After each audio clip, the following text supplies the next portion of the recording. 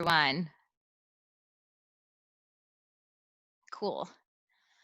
I am so excited that we'll be taking you to south of Spain this evening, and we'll be tasting some wonderful wine with Jessica, my guest tonight. And so without any further ado, I know you've been waiting long, and um, there are still more people coming, but that's okay. I guess we wanted to get started now.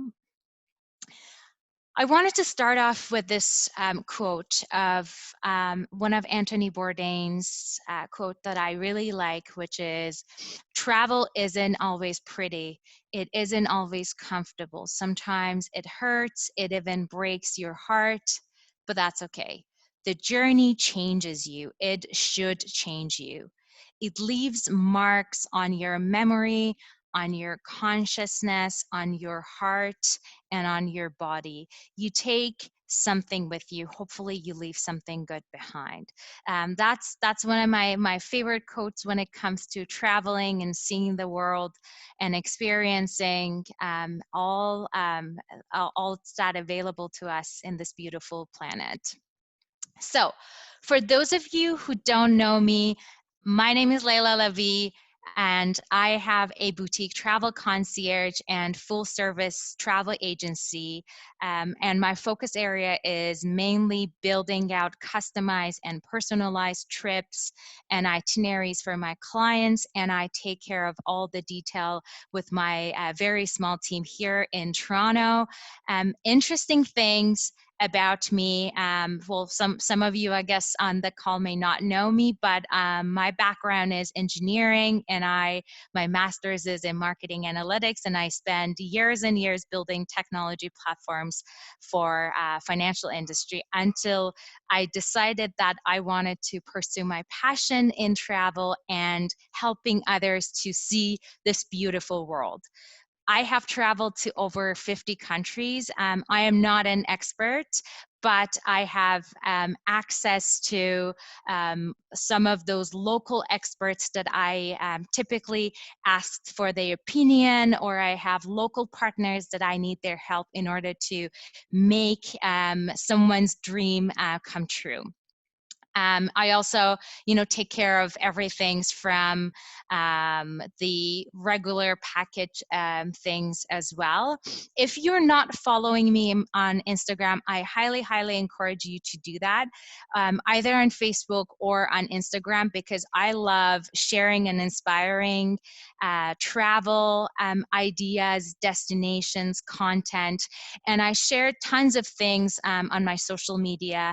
And my newsletter is somewhat, I guess, unique because of all this great content that I want to provide to my audience.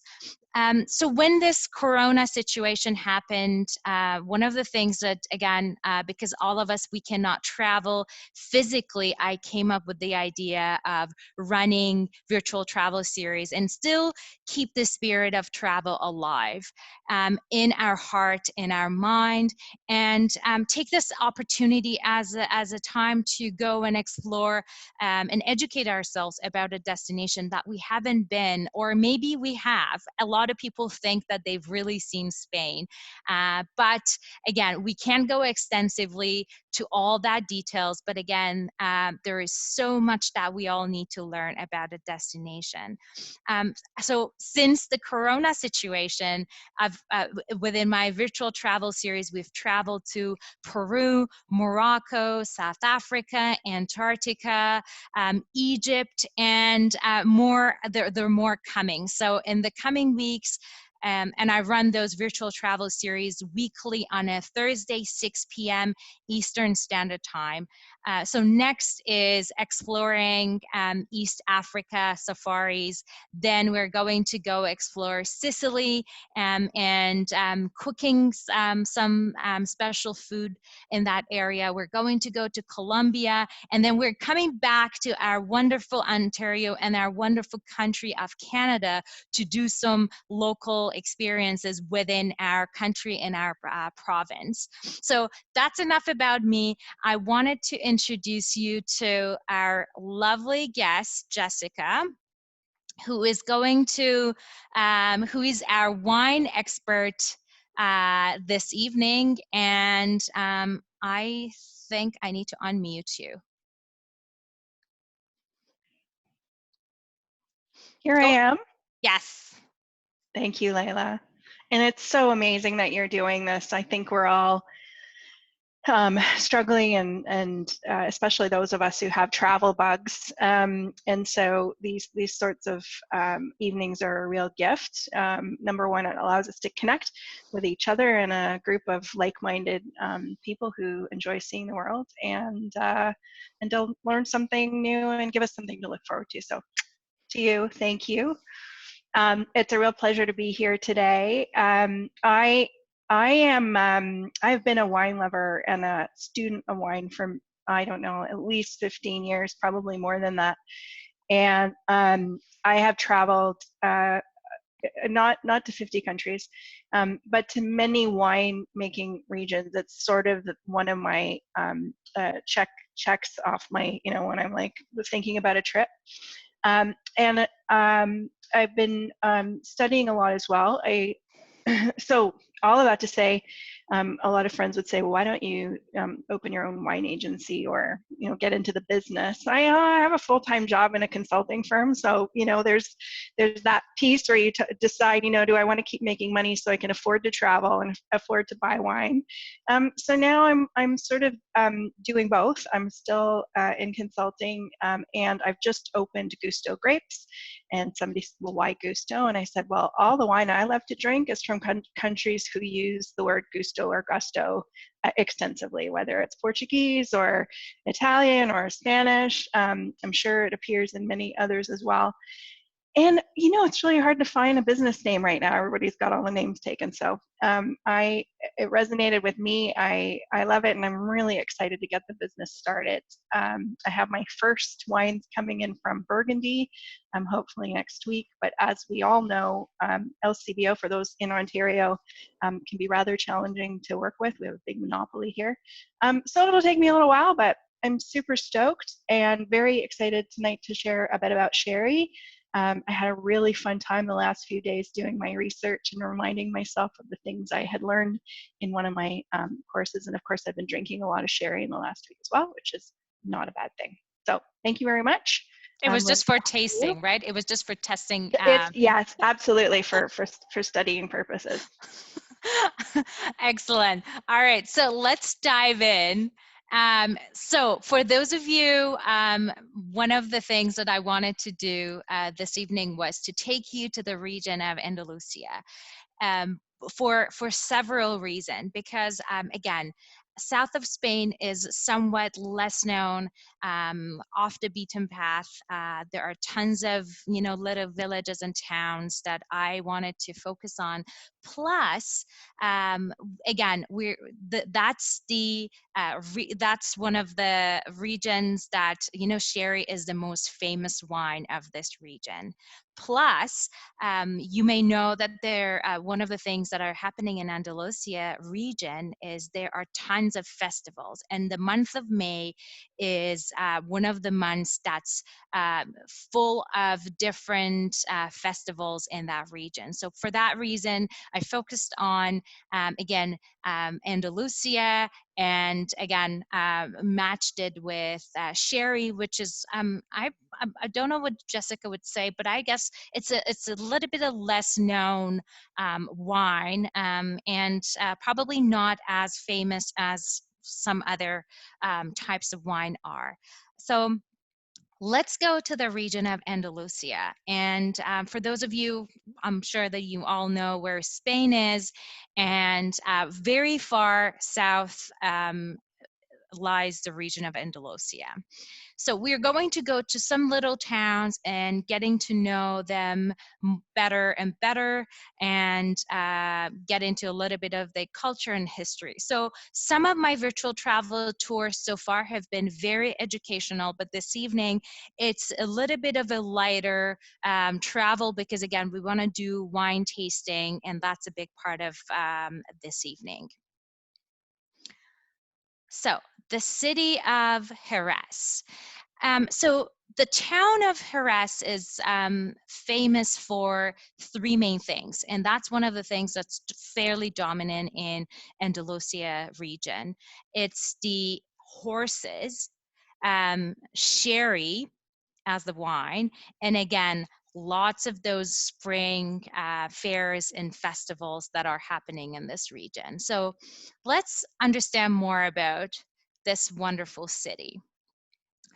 So one of the festivals which is happening in the first or the second week of May in Jerez is the Jerez Horse Fair.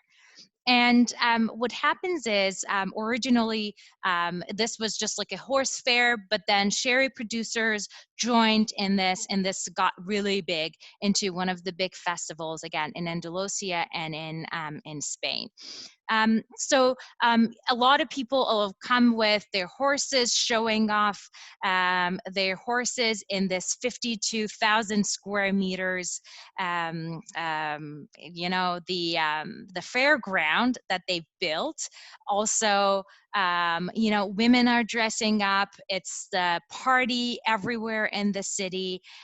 So there are, during the day, the fairgrounds are full with the fancy carriages, and at night there is so much party happening.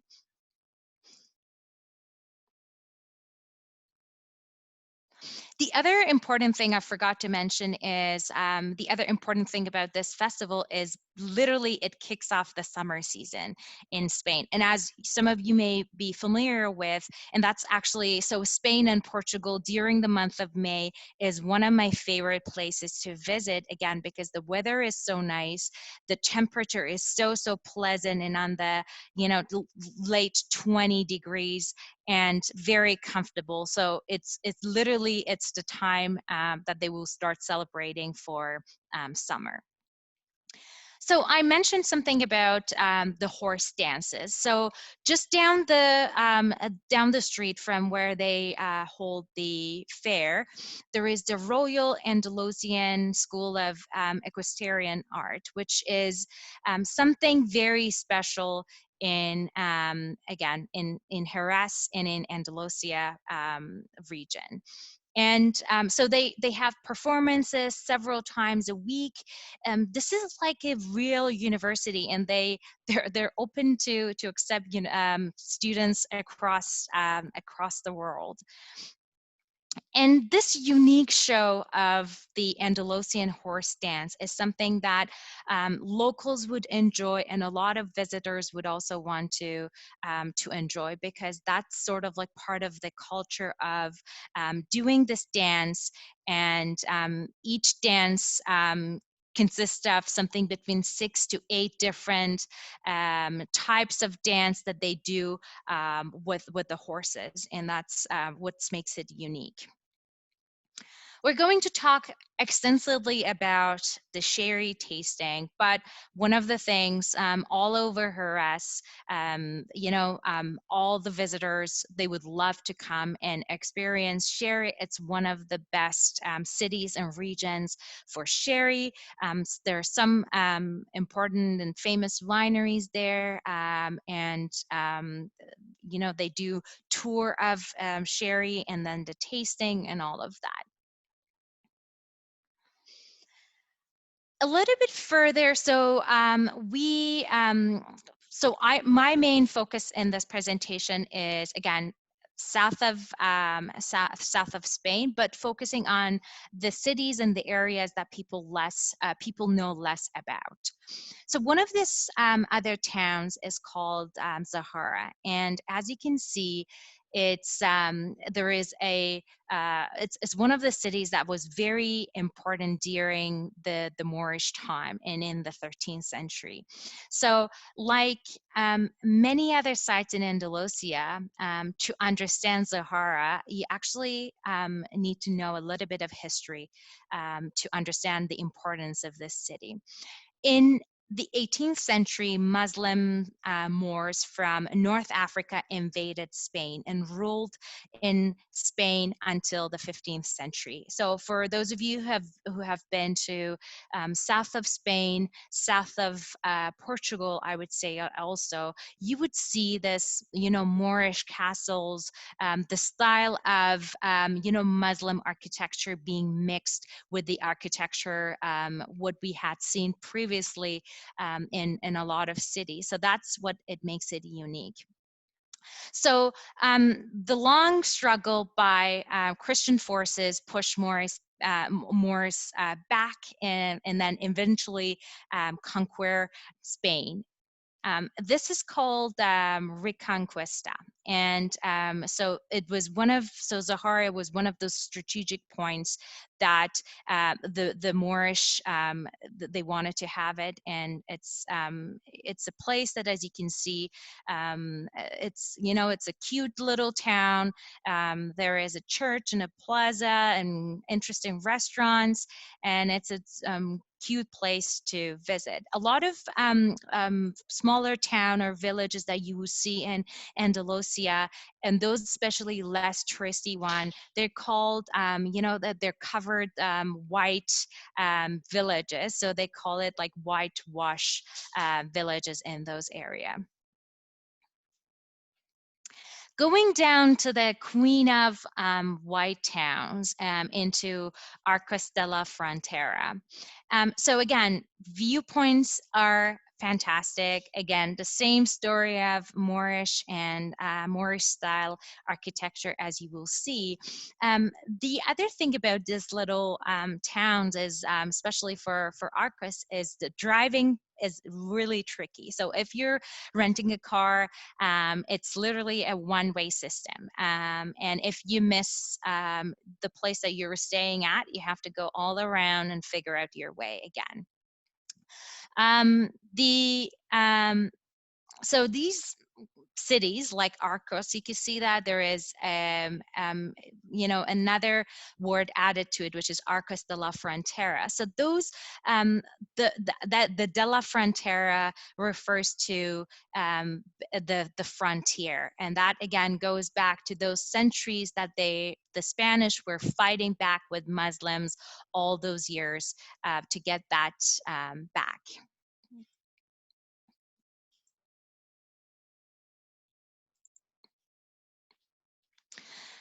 Few other things I wanted to highlight here for Arcos de la Frontera, and which is again you probably have seen it in a lot of places in Spain when they kicked out Moorish people because they all built mosques. They were mainly Muslims.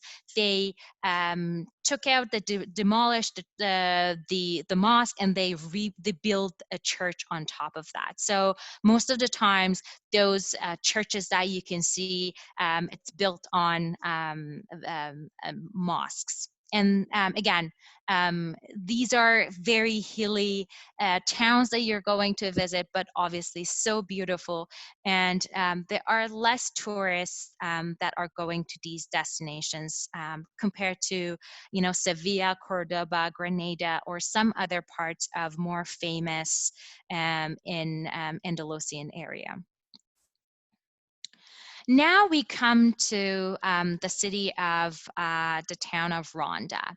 So this is the biggest whitewash town, and what makes this unique again is it literally has an old Moorish part of the town and a newer part of the town which was built later on, and they built this bridge later 1700 to connect this two part of the city. And the other interesting thing about Ronda is, it has all those Moorish quarters that you could walk around, you could experience those, fantastic flower pots. So it's an interesting, cool place to see. And this was conquered by the Spaniards in 1485. Some other interesting point about the this city of Rhonda, and as you could, if I go back, you will see that this is literally on a hilltop.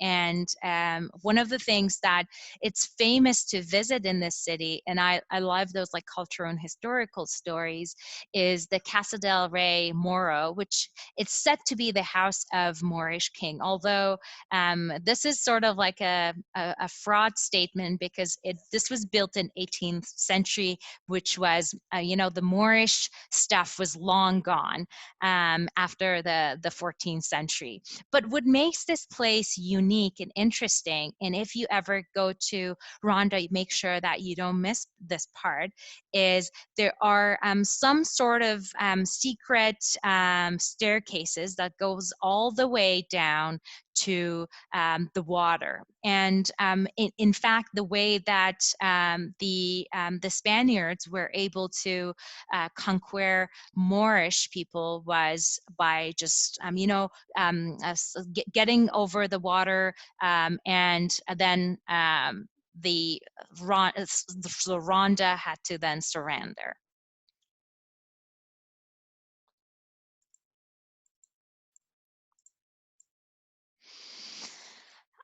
Some other interesting points here. So you could see some of the old remaining of the old Moorish city walls and what was believed to be the main gate to the city. And again, because of the Muslim culture, when there was a mosque and water right at the gate, so people could wash up before they enter the city. So that makes it somewhat unique, and that's why there was a public bath right before, just outside of the gate.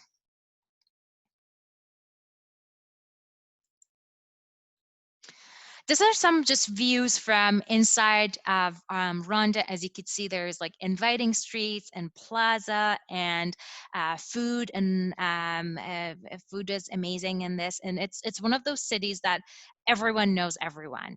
So they could totally tell that you are a tourist. And one of the other things that stands out for me is it has the first great Spanish bull ring, which is built in 1785. One of the other things that I'm going to briefly mention some stuff about the bullfighting, but the bullfighting itself originated as a kind of military training, and then it evolved to to what we see today. And then Spaniards look at this as an art, and I know that a lot of people have some sort of issues with going and watching bullfight, and especially human lovers find it challenging to go and see that. But again, it's one of the things that they look at it from the cultural heritage side, and they wanted to keep it as one of the cultural things alive. Next to this, bullfight arena, there is the Museum of Bullfight, which has lots of pieces of interesting things to explore. So definitely not to be missed. So let's recap where we have been so far. So we started from Jerez here. We went here to Arcos de la Frente, and then we went to Ronda. And then I just wanted to bring up and talk briefly about Gibraltar. Although Gibraltar is not in Andalusia, it's actually, it belongs to England, if probably you guys would know. And this is where you see two seas and two continents mixing up. And I was just going to mention that if you're going all the way there and exploring, going back to this, all these region of Andalusia, it would be so great to see Gibraltar as well. And the other extension of this trip could potentially be even hopping on a ferry from Tarifa, closer again to Gibraltar, and go to Morocco. So back to Gibraltar, I'm not going to talk much about Gibraltar, but apart from, this, it belongs to the United Kingdom. And make sure that you hop on this cable car, go all the way, amazing view. And that's again, it's a great opportunity to see Gibraltar as well. Going back to again our Andalusian region, and here is Grenada. So this is once the greatest city in Spain, and it was appreciated by by Romantic age artists and poets, and it was such an interesting place for again Moorish people. And this is the last and greatest Moorish palace. And we're talking about Alhambra, which is the biggest masterpiece in Grenada. So for 2 centuries until 1492, Grenada reigned as a capital of Moorish Empire, and that's why you could see this massive Moorish castle that's very, very interesting to explore. One of the things that you definitely need to keep in mind is you have to make advanced reservation for Alhambra, and there are different parts of this castle that you can visit. Sometimes the tickets is sold separately, but make sure that you go and see that. And most of the time they have night shows as well, which is again so interesting to see and explore. These are some of the inside views of the Alhambra. And so interesting things about Alhambra is during the time that the rest of Europe, they had forgotten everything about, the Greek engineers and mathematicians and all of that. This was basically brought into life by Muslims, and the way that they built all these pieces of architecture is so unique and interesting. You will see a lot of Arabic calligraphy, poems, and verses from Quran everywhere in this in Alhambra, and again, in fact, in a lot of places in Andalusia where Moorish had conquered that area. And again, in Muslim culture, there is they avoid making images of living creatures, but there is so much verses on writing and calligraphy, and they write a lot of things about. So there are 9,000 times mentions of only God is victorious in Alhambra, which is that one phrase which you will see in a lot of Muslim architectures and mosques. This is the Royal Summer Retreat by the water.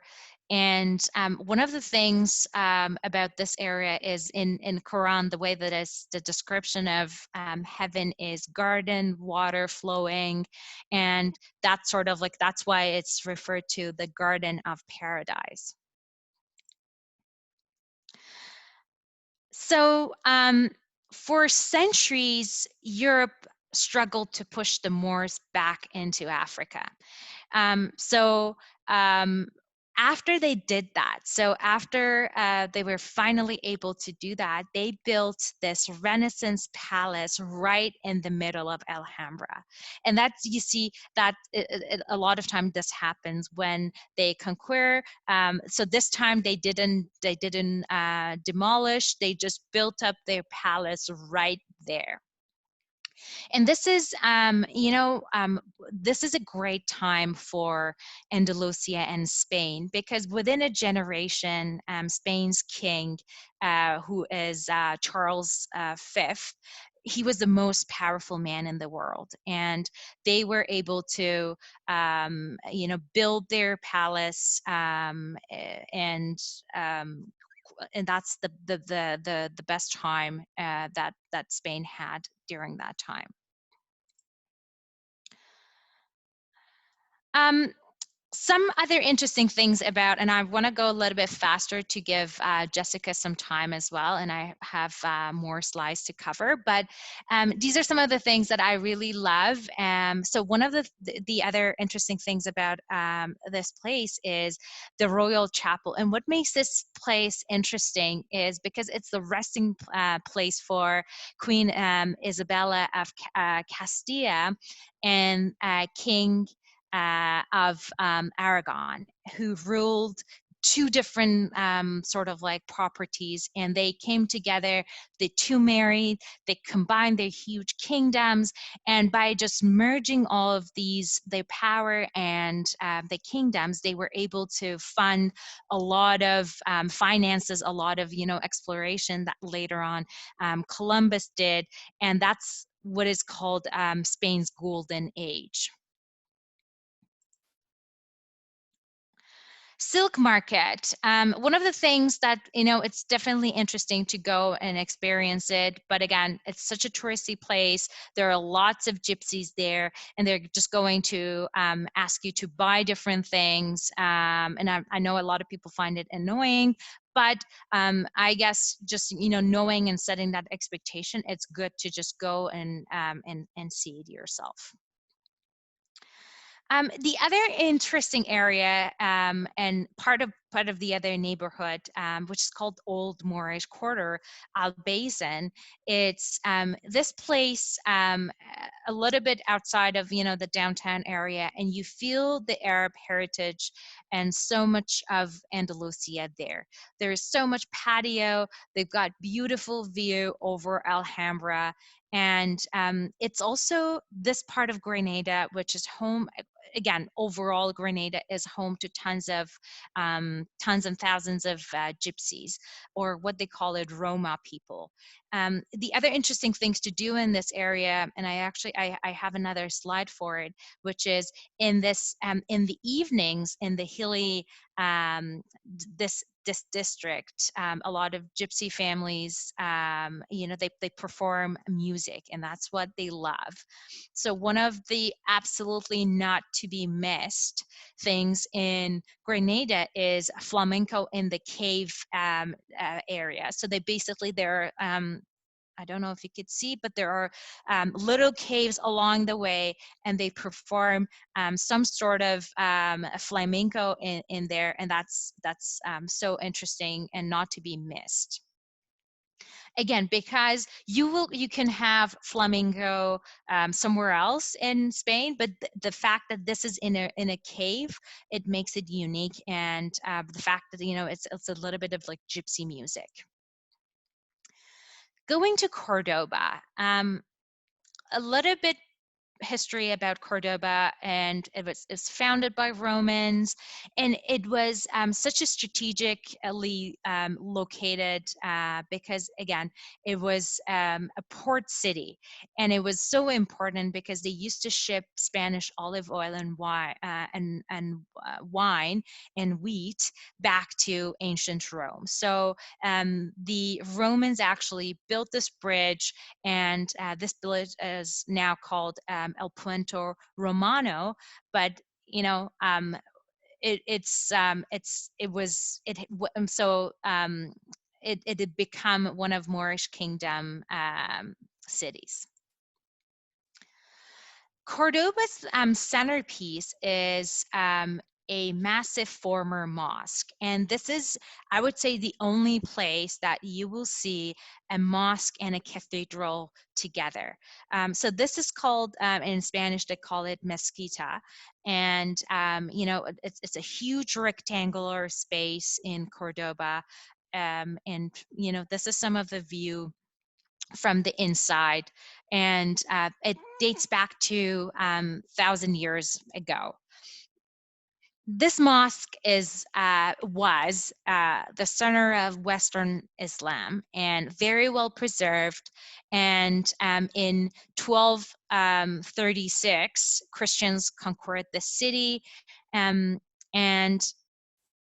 The other interesting thing, again, was they built a cathedral in the middle of the mosque. So this is what makes it very unique, which is, again, a coexistence of a mosque and a cathedral in one place. So legend has it that one morning Muslims said their last prayers in the mosque, and then the afternoon Christians set up their altar and celebrated their first mass in what becomes this glorious cathedral.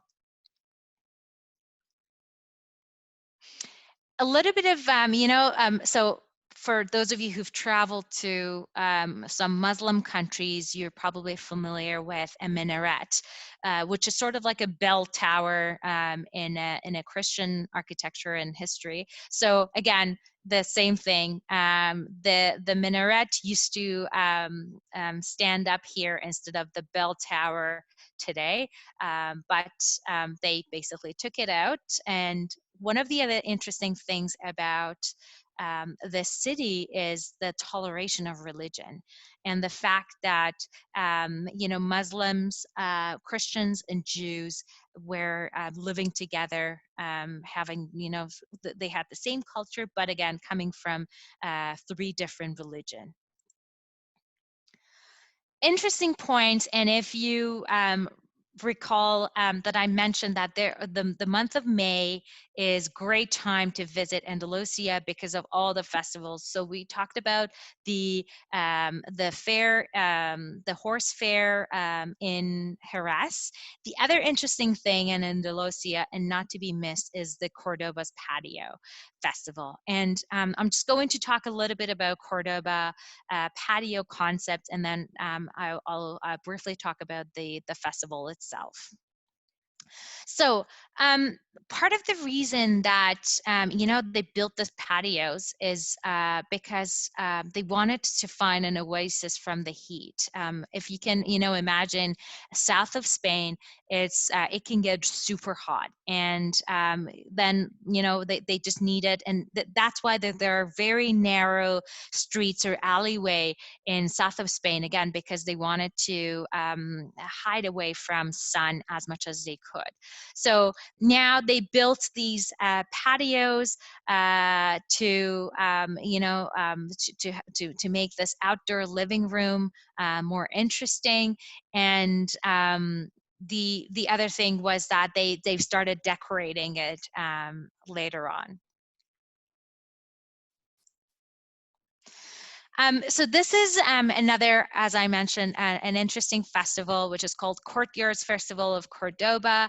And it started in 1921. Basically, the town hall started organizing a competition of whoever designs the most interesting, colorful, patio.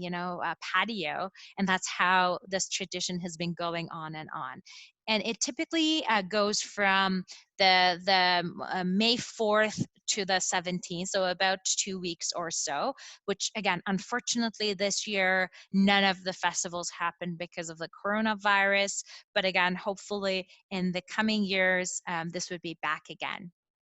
And the other festival that I wanted to briefly mention is the Festival of the Crosses. And they decorate crosses made of carnations, and then they set it up and they celebrate and dance. So traveling to Andalusia during the month of May is amazing because the weather is fantastic. There are festivals going on, and overall it's it's one of those places that less people have been, and so less touristy, lots of parties, and it's quite inexpensive to explore. I'm just going to briefly talk a little bit about Sevilla, but we don't have too much to get into Sevilla. But the real magic of Sevilla is the city itself. And, the Jewish Quarter, flamenco shows, bars and other festivals, and it's Spain's fourth largest city. The other interesting thing I forgot to mention about all the little towns in Andalusia is, although and that's where all those cultures are mixed. So you go listen to, you go for a flamenco dance, but you also hear call to prayers from mosques. So it's just the coexistence of all these religions and cultural background together.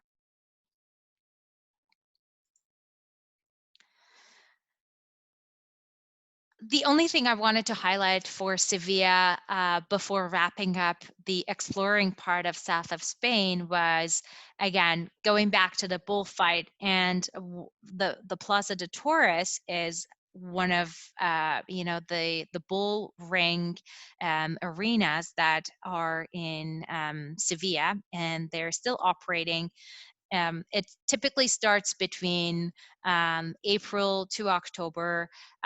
They run weekly performances, and again, it's not very expensive, and it's one of the things that they wanted to keep as a cultural heritage moving forward. So without any further ado, I just wanted to wrap up my part and then pass it over to Jessica to take us to, sorry, just time checking. My quote for you tonight, and to wrap up my part, is: we travel not to escape life, but for life not to escape us. And I want to now pass it on to Jessica, but before I do that, sorry, I have some, I forgot to mention that. I should have mentioned it at the beginning. So we are going to have Q&A towards the end, because I know Jessica also has a lot of content to share, and then we come back with all the questions.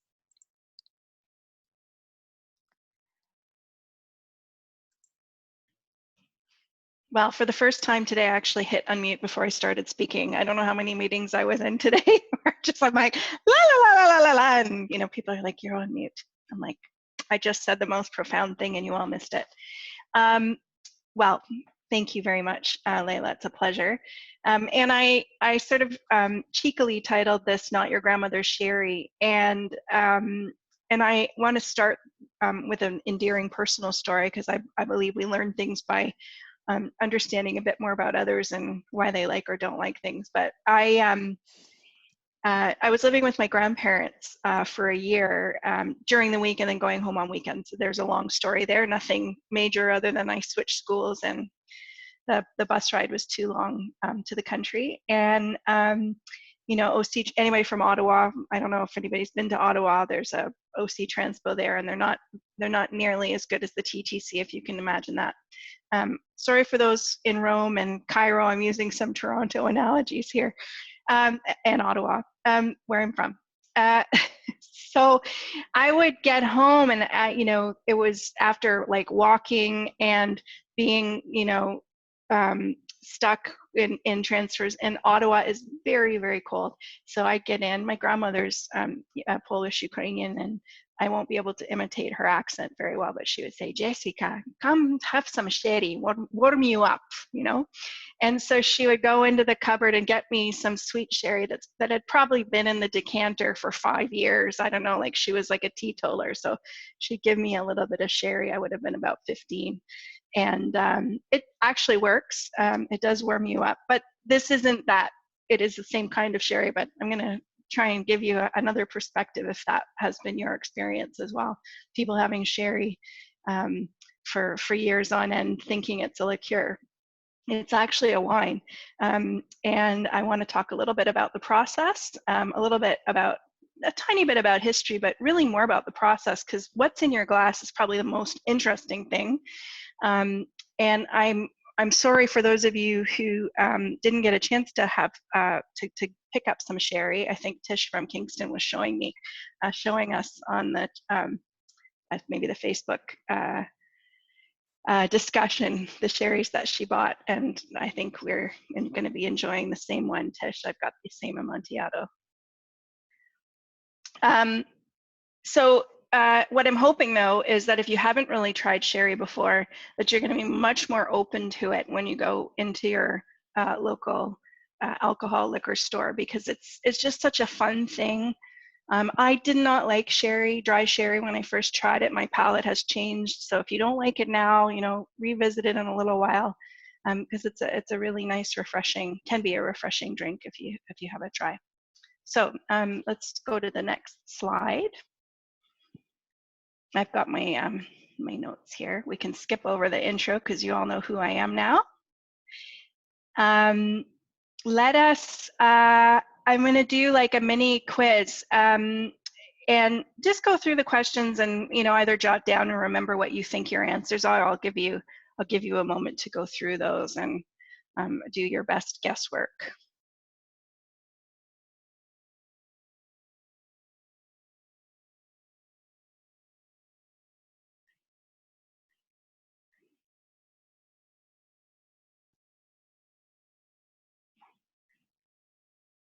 Okay, that's probably enough time.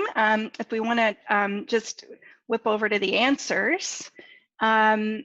So when we think about the, Leila talked a lot about the history of Andalusia, and you'll know how much of a dated history there is. Jerez was founded by the Phoenicians. Well, Cadiz was, or Cadiz, or however you want to say that.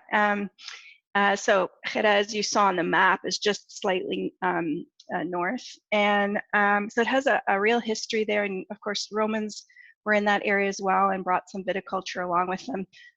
The Moors were imbibers, but even despite that period of time, wine has always been very central to this southern part of Spain. What's also, when we think about where sherry can be grown, or made, sorry, not grown, it's not a grape. Up until the mid-90s, any fortified white wine was kind of called sherry all over the world. So Britain made it.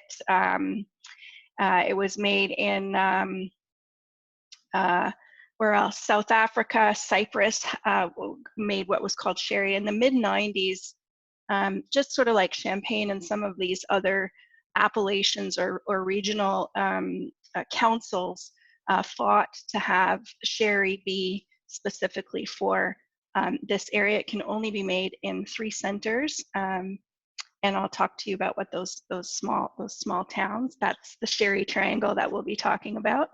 And in sherry, there are only 3 permitted grapes, although the Palomino probably makes up over 90% of what you have in your glass, and in some cases, probably 100% of it. So we'll talk a little bit about that grape. It's nice and neutral, which allows all sorts of really cool things to happen during the aging process. Although sherry can be made, you know, can be quite old and mature, especially if the cellarum, which means this barrel system where it's aged, so they can be dozens of years old. But typically, sherries are meant to be, especially dry sherries, are meant to be drunk fairly young. So they don't necessarily benefit from further aging. And it was a minimum of 3 years aging, but recently that was moved down to 2. So the sherry in your glass, especially if it's a Fino or Manzanilla, is quite young. It's meant to be drunk young, and so enjoy it when you buy it. You know, growing up, I always thought sherry was a sweet wine, but the majority of sherry, a lot of the sherry made is dry, and we'll talk a little bit about that dry style as well. I was going to ask if there's any questions, but I fear if we do that, let me see if there's any. Oh, Leila said you can type your questions in the chat box. Yeah, let's do the questions afterwards. Yeah, that's great. But if there's something kind of burning that you want me to kind of answer fairly immediately, put it in chat, and I can get to it if it's relevant to the slide that we're on, if that's fair for everybody. Okay, so let's talk about the sherry triangle. This is, of all of the wines I've tried in my life, and fortunately or unfortunately, there's a lot of them, this is the one where I taste the influence of the sea the most. So we'll talk a little bit about why that is, but you can see that the sherry triangle, we've got 3 towns. I'm I'll probably mess them all up, but Sanlúcar de Barrameda, Jerez de la Frontera, and which I think we visited, didn't we, Leila? Mm-hmm. And El Puerto de Santa Maria. So those are the three towns. You can see the Sanlúcar and Santa Maria is the closest to the sea, and you'll find that that's where they make most of the lighter dry sherries, lighter in color. And yeah, you can see on the left there where Jerez is in relation to the other cities in Spain and in Andalusia. I'm going to use Jerez when I talk about the town or the kind of the general area, but when I'm talking about the wine, I'm just going to call it sherry. Of course, in Spain, they say, let me see if I can get it right, Jerez, because they do that thing with the Z and the th. But for purposes today, we'll just call it sherry. I also wanted to talk a little bit about the soil. So on the right here, you see a picture of a vineyard and this gorgeous white soil. And this soil is one of the main reasons that the Palomino and other grapes can actually survive, because it's very hot in Andalusia, and it can be very, very dry in the summer. And so this soil is called albariza or albariza, and it's heavy in chalk and limestone, calcium carbonate. And what happens is because of the dryness, and because in this DO or denomination origin, they're not allowed to irrigate. So because they're not allowed to irrigate and it's very dry, they're kind of in trouble. But what this soil does is it retains the moisture from the times that it does happen to rain, and the roots and the vines are able to benefit from that when it gets really hot. So sort of like a camel, I guess. It stores it up so it can use it later. But it's beautiful, that soil. It's really unique. What else do I want to tell you on this slide? I think that's the main bit. One other thing to note about those two towns I talked about closest to the sea is that it's a little bit cooler and a little bit more humid, which is somewhat important when we talk about aging sherry. Now, probably more important a few years back when we didn't have so much temperature controlled options. Now the winemaker has all sorts of tricks and tools available to him or her in terms of, climate control and placement of the barrels, etc. But way back when, probably not that long ago actually, and maybe there's still some traditional bodegas, it was really important that they had that airflow through the bodega. They left the doors open on either side to let the wind go through the moisture and this cool air coming off the ocean. I'm not going to talk too long about those two winds, but if you want to look them up, they're the Poniente and the Levante. They actually are in this region in general, not just in these towns, but again, they have a fairly major influence on both the viticulture, so how the vines grow and how the grapes are grown, and in addition to how the wines are made. Leila, how's my pace? Am I talking too fast? Can everybody hear me okay? Do I need to slow down? Yeah, no, you're good. Okay. Please stop me if I either lag or I just think that everyone's probably dying to actually get into the tasting part of it. Please just go and we should all be drinking right now. I'm going to empty this glass because I'm going to put something else in it in a minute. Okay, the Sommelier system. This is really fascinating. I think somebody is from Portugal that was at least on the line earlier. So I think so too. This may be a bit familiar with Porto. The Sommelier system is the main reason for it is vintage consistency. This is not the type of wine where we want it to be different from year to year. I mean, I love when I taste a Burgundy or some other wine, from one year to the next, you can just feel the influence of the climate or the weather or all sorts of that vintage variation is actually a good thing, but it's not a good thing in champagne, and it's not a good thing in sherry. So you'll find on most bottles, there's no year on many of them. There are some that are vintage, but most of them have no year because they're a blend. And this is blending really at its most interesting and complex. It's not just a winemaker making different wines and then putting them all together. It's really a very systematic approach. And I'm going to really simplify this for you, not because I don't think you can get it, but I get myself tripped up because there's so many complexities with the Solera system. And all of these very long, complicated Spanish words. When I did this on my exam, it was just crazy to try to remember it all. But the sobre tablas is the base wine. So sherry is first made into a regular white wine. It's fermented just like any other wine made of the Palomino grape. So we start with wine. We don't add any fortification. There's no alcohol added during this fermentation process. So the grapes are pressed, they go through the fermentation process, it becomes dry wine.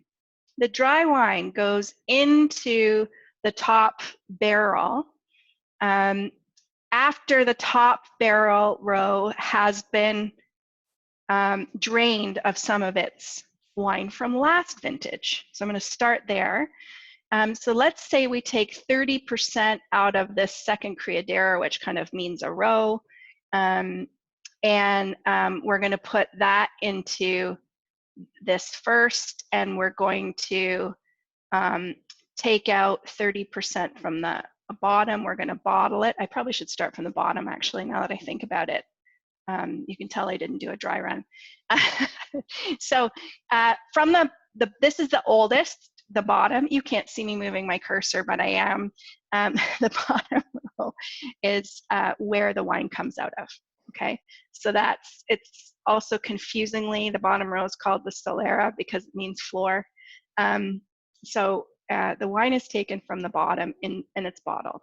But to replace that 30%, it kind of goes in a flow waterfall system.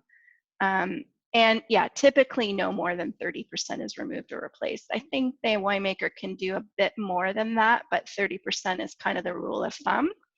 And so you've always got this kind of mixing of the different vintages. Some Soleras are dozens of years old. And you know, there are even, they say that there's still a fraction in some of the Soleras that could be 50 to 100 years old, right, with a little bit of residual wine left. I had a Pedro Jimenez, which is a different grape, sweet, naturally sweet wine that is from a Solera from 1927. So if you're lucky enough to try one of those, it's kind of exciting because you can imagine all the hands that touched that wine, right? Of all those different vintages, of all the different heartbreaks and the successes and the weather, and this is why I love wine so much, by the way, is that it's truly a living thing and something that you're experiencing in your glass that has such a lineage and a history to it, both recent and also much longer. I'm kind of geeking out a little bit, getting a little emotional about my wine.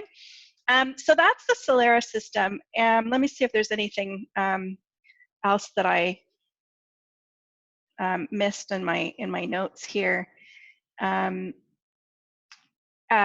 If you are going on a tour made for tourists, you're going to see a Solera that looks kind of like the one in the picture. That's like many barrels, and it's, you know, in a bit of a pyramid. But in reality, especially in the larger houses or bodegas, you're going to have one criadero that could be in one corner of the room and another in another corner of the room. You could actually have them in completely different facilities. This allows the winemaker to reduce risk. So if you can imagine, if one of these Soleras caught on fire or something happened, you would lose everything. So they really try to minimize and manage their risk there. But this is the traditional way of doing it, and they have this mixing thing, and it's all done by hand. Now much more is automated.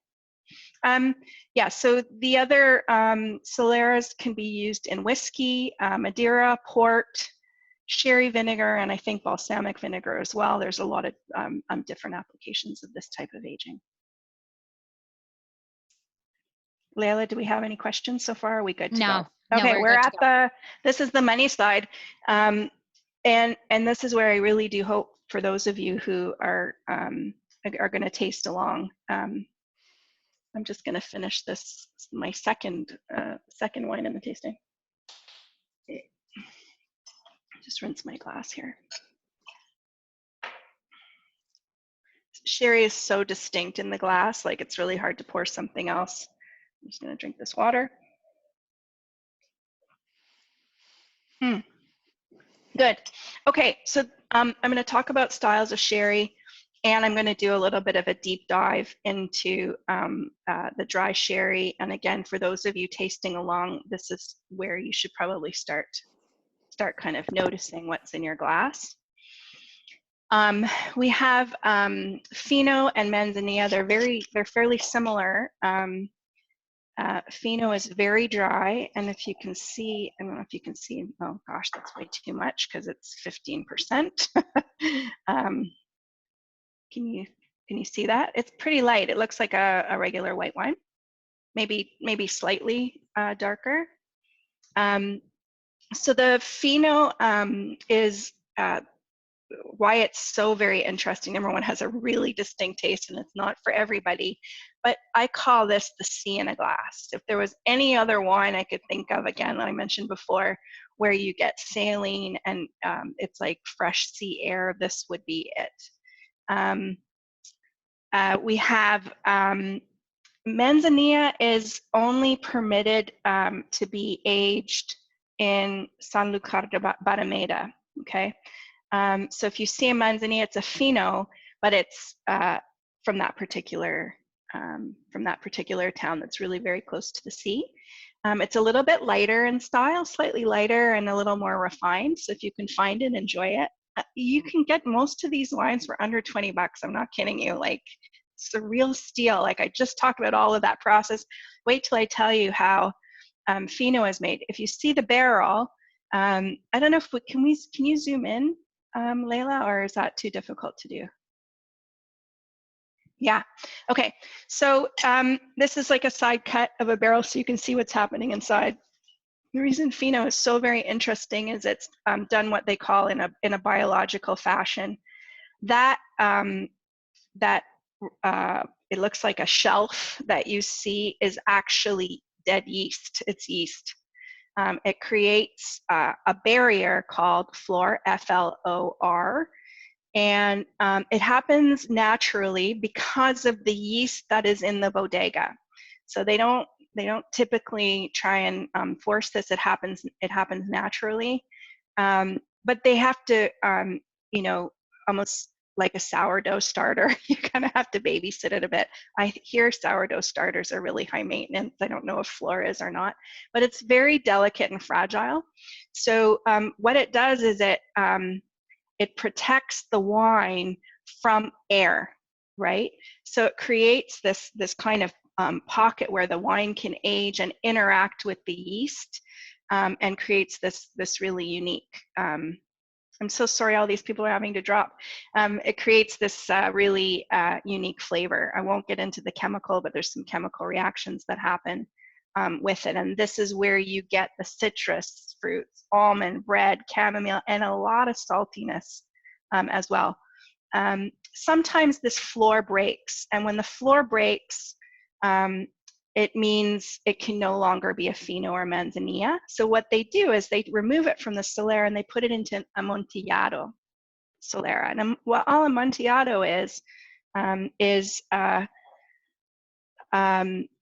it was started as a flor and ends up with an oxidative aging. Oxidative just means it has more exposure to oxygen through the barrel. So you're gonna get more color, so they're typically darker, and you get more walnut, dried fruit, almost like a pastry, right? So you get some breadiness to it, but if you can imagine like a cinnamon pastry or a brioche or something, not buttery brioche, but like that kind of nice bready, yeasty, so quite a bit darker. Tish, I don't know if you're having your Amontillado right now from this. We've got this one from Lustau. Just give me one. I'll be right back. Sorry. I just want to show it to you.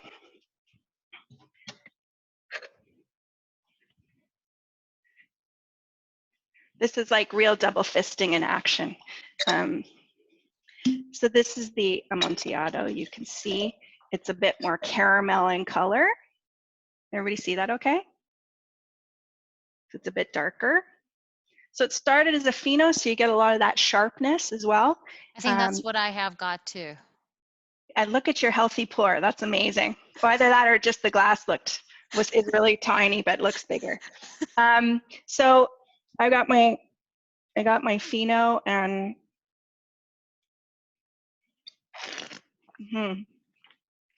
really makes your mouth water, really citrusy, really refreshing. I love a big bowl of potato chips right now. That's the perfect pairing for Fino or Manzanilla.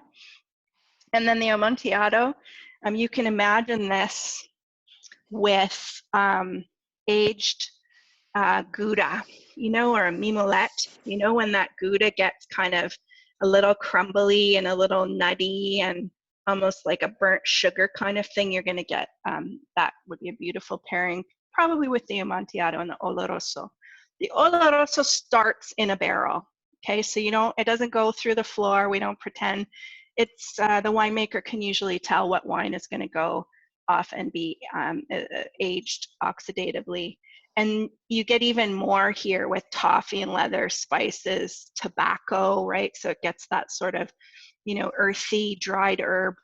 Jessica, can you show your bottle? The bottle that. Yeah, I have a picture of it actually on the next page as well. Okay. Should I go to the next one then or no? I'm just going to really quickly finish up. Sure. And then, yeah. So all I want to say about the sweet, because you can try the sweet. All the sweet is, it's taking each one of those three that are on the top and adding either grape must, so some sweet grape pulp, or one of the sweet grapes, Pedro Jimenez, is a grape that's sun-dried, so it's really concentrated and sweet from the region or just outside of the region, that's added to sweeten the wine. So you've got pale cream, medium cream, and they all are just the dry sherries with sugar added, some sort of sweetener added. Okay, let's go. Let's just quickly talk about. So the Manzanilla and Finos tend to sit around 15%. You can't taste alcohol in them. I don't know if anybody else, like they don't burn. It doesn't feel boozy, which is why they're really dangerous, because they're salty. They make you want to drink more. And if you're eating with salty food, these are like, those are those things where you like stand up and fall over. You don't feel drunk, but you can very easily get tipsy. So that's the Manzanilla. For pairings, I talk a little bit about pairing in the last slide, but really you can imagine anything by the sea, anything with a little bit of salt, really, really nice here. Oysters, scallops, I don't know, ceviche of some sort with the citrus could work. The Amontillado, that caramel, you can imagine having it. You don't even need to have it with a dessert. You can have it with cheese. Like a fig, and you do a crostini with fig, maybe drizzled with a bit of syrup or something, and some cheese underneath to give it a little bit of fat.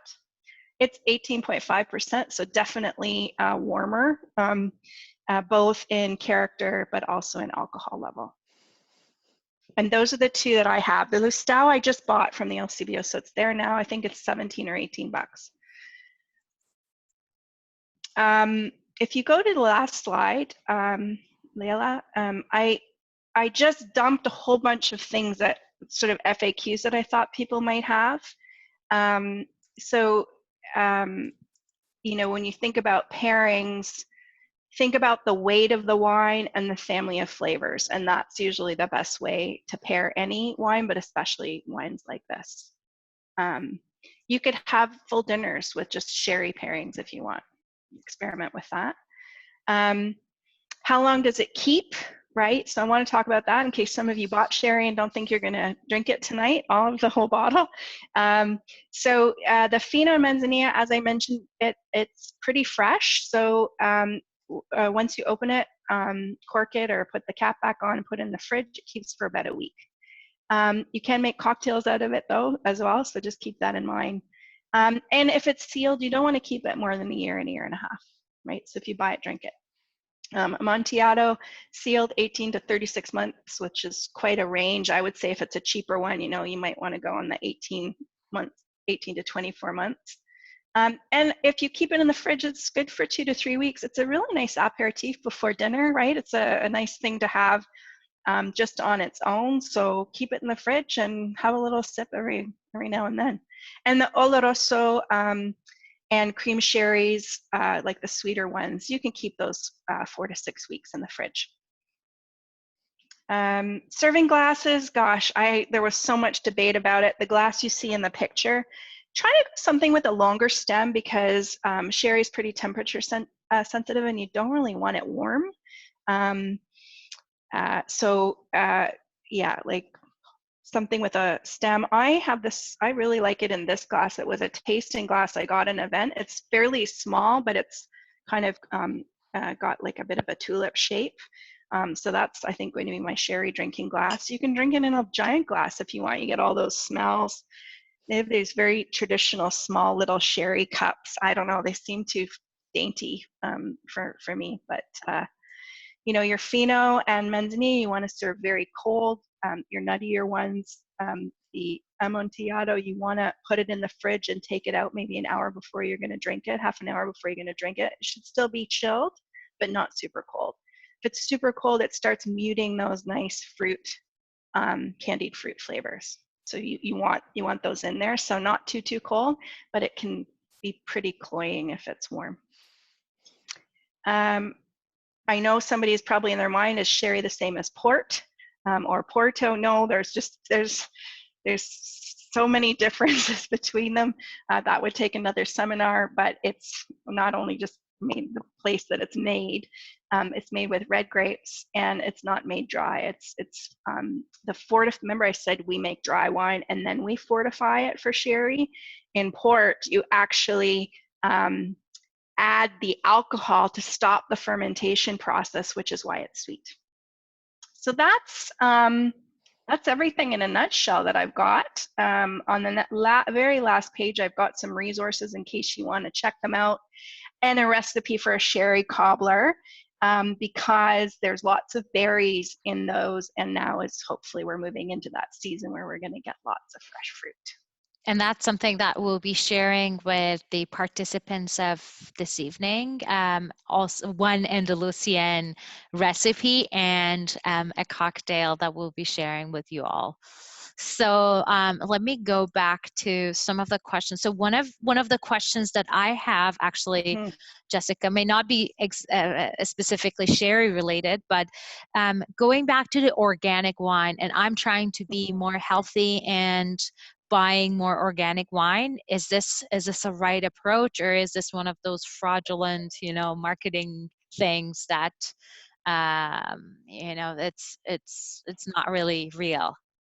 It's very real. I'm not sure about sherry, to be quite honest. That's a really good question. I don't know how hard they're working in terms of organic certification, so sorry about that. Although I do have a friend who owns a bodega. I should ask. He's organic. I don't know if he makes sherry though. He's the one that did that Pedro Jimenez I talked about from 1927. So yes, organic is a very real thing. It can be very difficult for wineries to get certification. The rules are pretty strict. Organic, of course, just like with your fruits and vegetables, really speaks to limited intervention in terms of pesticides. And so you're trying to do natural things in the vineyard to keep away pests or birds or bugs, etc. I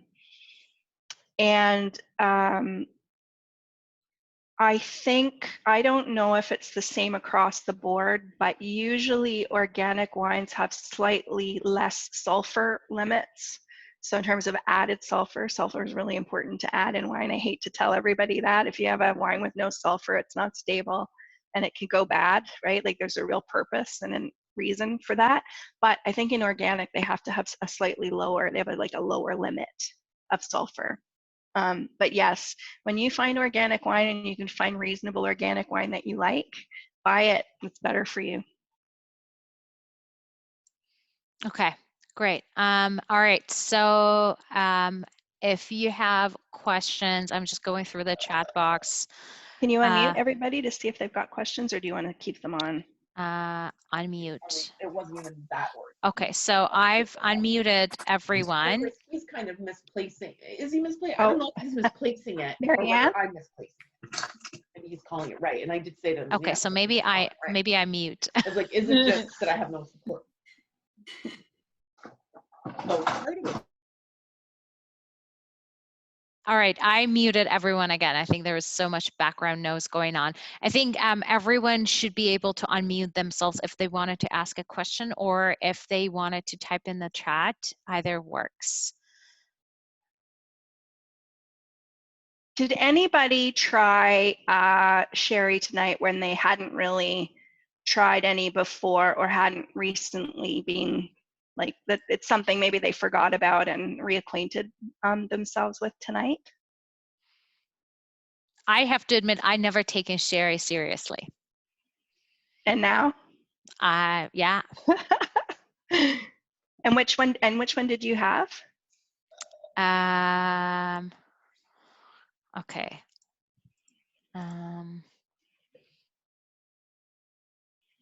Lustau? No, the Amontillado. Amontillado. It's nice, eh? Yeah, because I exactly as you said, I had this perception that this is a sweet.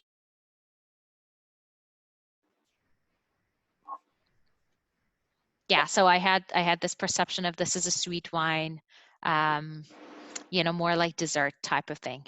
And it looks like Catherine had a walnut brown sweet sherry, but a good dessert wine. Catherine, do you think you'd be willing to try dry one next time?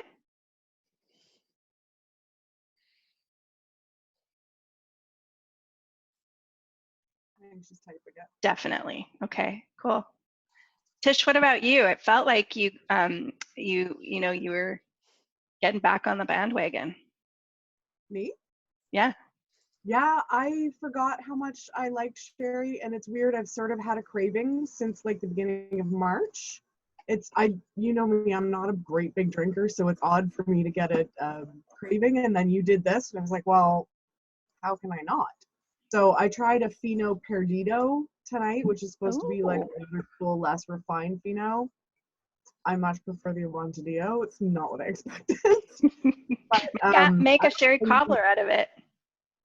My sister and I were talking about that. We're so on it. I have a feeling my mom's going to do it too, because I mentioned to her about this and she said, oh, so now she had a cravings for sherry. So she and I split 2 bottles. So we each got to try something a little bit different, which was awesome. So that's great. It's very addictive. Like it's an acquired taste a little bit, but I think once it's not difficult to get hooked. Dare I say it's Moorish? It's Moorish. But yeah, okay. everything in Andalusia should be Moorish. Exactly. All right. Okay. So if there is no other specific question, I wanted to thank you all for joining us for the wonderful experience of south of Spain and our wine tasting. Oh, and I'm getting comment about one of our participants in Germany. Wow. Yeah. 1:22 a.m. Well done. Thank you, Lisa. Yeah, I can't imagine how you'd be tasting sherry at past midnight, but that's great. Oh, and we have Kareem from Cairo as well. But thank you all for joining. Next week we'll be going to East Africa, and my guest speaker is a photographer, so she'll be talking about how to take the best pictures when you go on safaris. So don't miss that one. And then obviously Sicily, Colombia, and Ireland is coming up as well. And then we're going to do more of Canada and Ontario experiences as well. But thank you so much. I certainly had a great time. I think, Jessica, you did too. And I'm so thankful that you spend your evening with us and educating us and sharing your wine knowledge with us. I certainly took a lot of, good knowledge of sherry with me. And again, thank you so much. Thank you, Layla. All right. Thank you, everyone. Have a great evening. We'll be sharing a cocktail and a recipe from Andalusia with you all. Have a great evening. Take care. Bye.